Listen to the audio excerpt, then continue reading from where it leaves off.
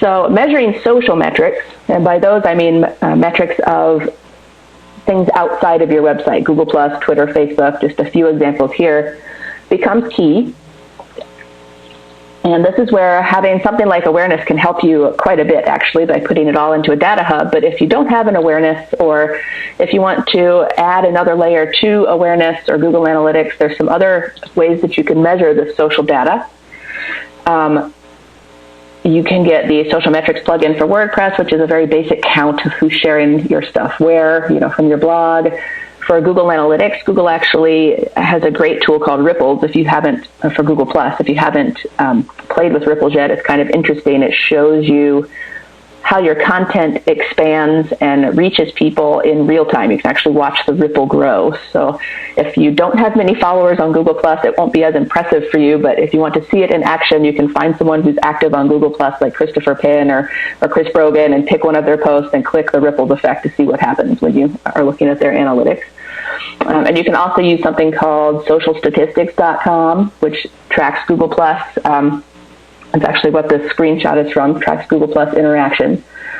Twitter is actually great in Google Analytics. They do a great job of working with Twitter in spite of the fact that Twitter kind of shut them out this year. They're still doing a good job. But if you want to go a little past what Google Analytics can do for you there, then you want to use short links. So I like Bitly and I like Hootsuite Owly, but there's a million different short links that have statistics attached that you can use. And the key there is to choose a shortener with statistics, because again, you're going to go in and grab those statistics and put them in your spreadsheet. Everything that we're doing today is going to be pushed to your social metrics dashboard so that you can track it offsite.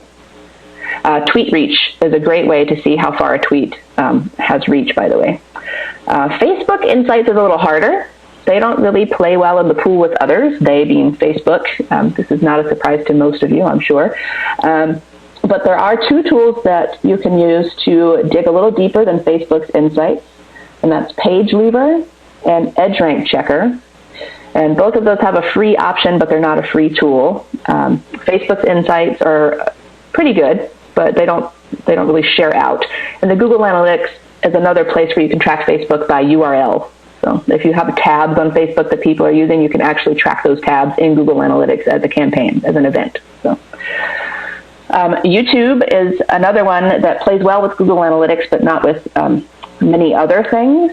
If you have something like TubeMogul that you're using to upload your content, you're going to get deeper analytics than you will on YouTube itself. And then you can set up events inside Google Analytics to track.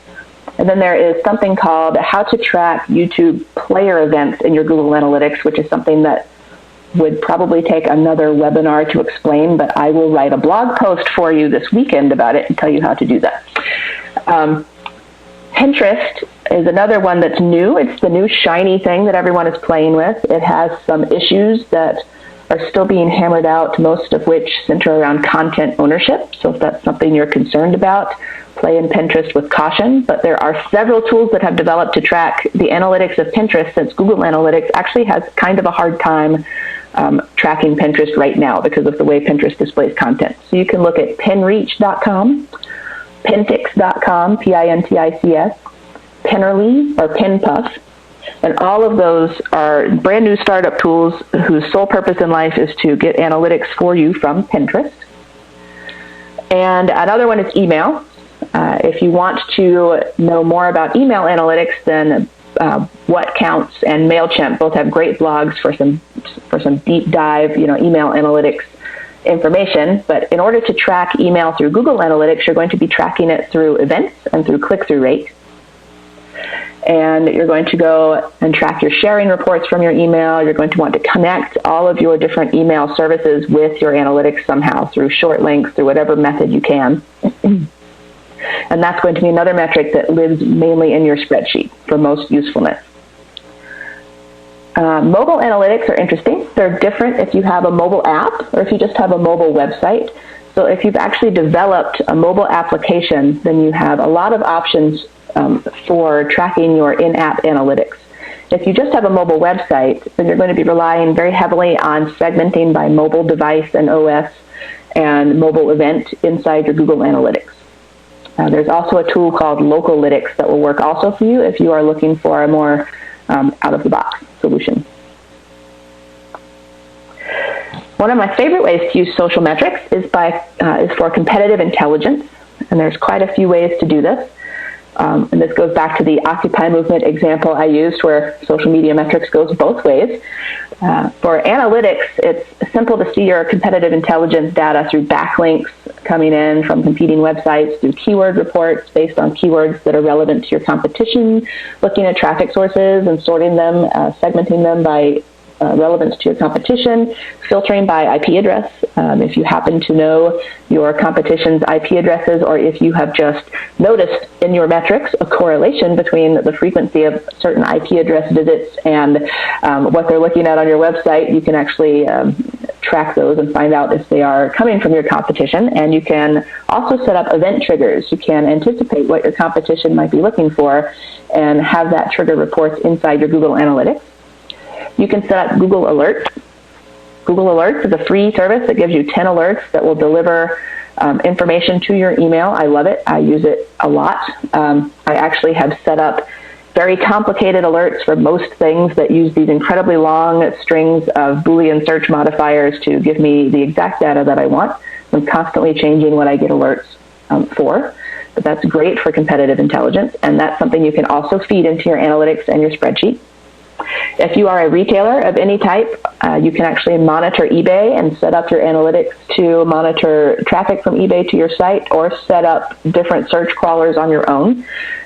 Save searches to monitor eBay, so you're getting information on your competitor's item by type of item, price, color, brand, model, etc., and you're keeping up with that data in a spreadsheet specifically dedicated to that purpose. You can set up advanced Twitter searches for competitive intelligence and save them as columns in your Hootsuite or in whatever tool you use. If you're still using Twitter.com, you're probably going to be a lot happier if you use something else, whatever else you would like to use, TweetDeck, Hootsuite, it doesn't really matter. But you can take those searches and actually export them into your spreadsheet using most of the tools like Hootsuite, and generate reports from that you view weekly or monthly to keep an eye on your competition. You can go old school and subscribe to their blog, right? And you can actually keep notes of any worthy activity or new strategies or new hires that you see in a spreadsheet dedicated to this purpose. Or you can spy on them by third-party metric sites like Change Detection, How Sociable, Social Mention, or Majestic CEO. So those are some external social metric sites that let you look at how other people are doing.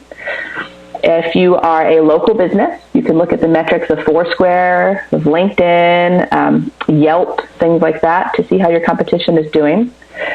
You can also install some very sneaky little browser plugins to see how your competition is doing and how they've made their website.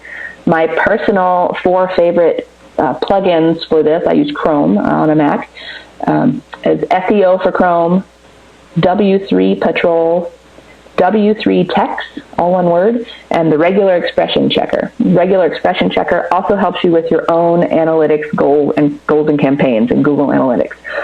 But I think if you start playing around with those 4 tools, then you'll see why I like them so much. They actually look at a website and tell you not only information about their analytics, but also what programs they're using to run the website, how the website was built, where it's hosted, and a bunch of other very interesting information.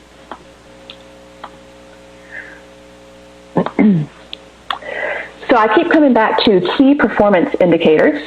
That is probably the most useful metric for all types of business. So often each business type is going to have a different metrics dashboard, right? A hospital's metrics dashboard and the things that they're tracking are going to look vastly different from an auto mechanic's metrics dashboard and the things that are important to his business. But the one thing that stays pretty consistent are your key performance indicators. So the mechanics of them might vary from business to business, but having certain ones in effect is going to be fairly universal. So every KPI, every great KPI has certain components. 1 is that the KPI is very specific. 2 is that it's measurable. 3 is that it's achievable. 4 is that it's performance relevant. 5 is that it contains some type of end date or deadline requirement, even if it's just implied. And the last one is that your KPI tells a story. So your KPI needs to support the story of your brand and your business and tell its own story to you so you know what you're reading.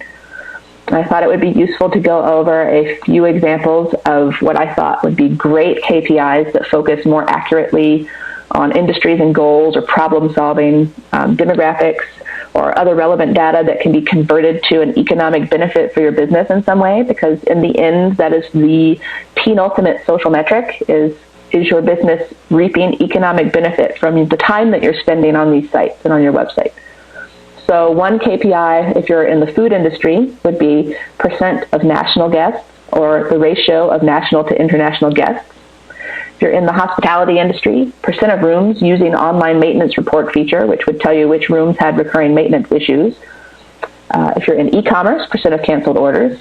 If you're in insurance, percent of overdue claims, or an average online policy size. For banking, percent of lending to micro, small, or medium businesses via your online loan form would tell you if you're reaching that target market, if that's your target market. For real estate, you want to know length of time from list to sell. And I'm just picking one example from each industry. Each industry would have many KPIs, obviously. Education, percent of courses that are web-based or web-enhanced, or percent of matriculation from your online courses. I would love to see Stanford stats on their Coursera courses that they've been offering this year, that they've been promoting so heavily, by the way.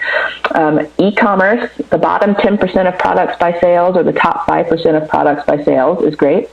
If you're a content marketer, then you can take the Flesch Reading Ease ranking, which if you don't know what that is, if you're a writer, there's actually a tool that's spelled F-L-E-S-C-H, and it tells you what reading level your writing is reaching. And I use it to write the For Dummies books because I tend to write at college level, and then I have to get it down to the approved level for a beginner, who's using the tools. So if you take that ranking plus the percent of site abandonment rate for content marketing, that's an excellent tool because both of those numbers tell you if you're doing a good job relaying your ideas.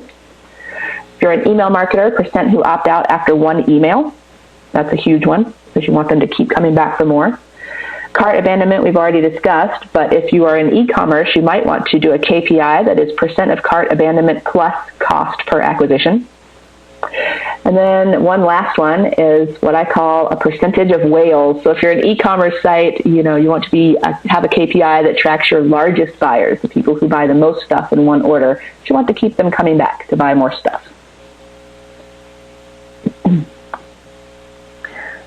Now we're back to the almighty spreadsheet. This screenshot is taken from one of my favorite tools. It's actually a tool that gets a couple of pages in the book because it's so easy to use.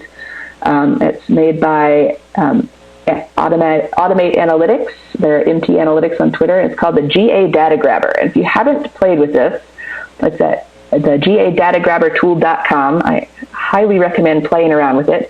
What it does is it automates in Excel all of the data from Google Analytics, Google AdWords, Facebook, I'm not sure how they found a way to do that, but they did do that, and the Microsoft Ad Center, which is kind of a strange fourth one to monitor.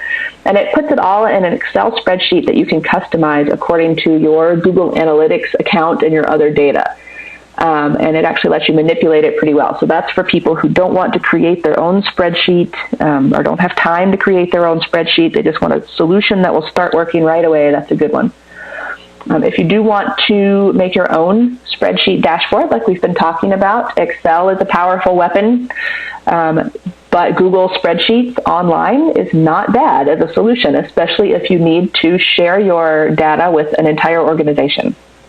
If you follow Chris Penn, he's a good guy out of Boston, if you're not local to Boston, and he has a blog called Awaken Your Superhero. You would already know a lot about starting your own spreadsheet. He writes quite a bit about it. If you are not subscribing to his blog, you're missing out on a bunch of free information. Also, Avinash Kaushik from Occam's Razor has a lot of useful information about making these spreadsheets. Google Analytics, for some reason, does not support exporting their data to their own Google Docs yet, into their own spreadsheet. I'm not sure why. Hopefully they'll do that soon. They seem to be making a lot of improvements into Google Analytics.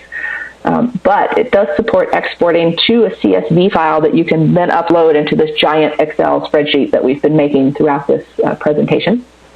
If you use a tool like Awareness or Hootsuite, things like that have metrics as well. So you can be tracking your metrics in there.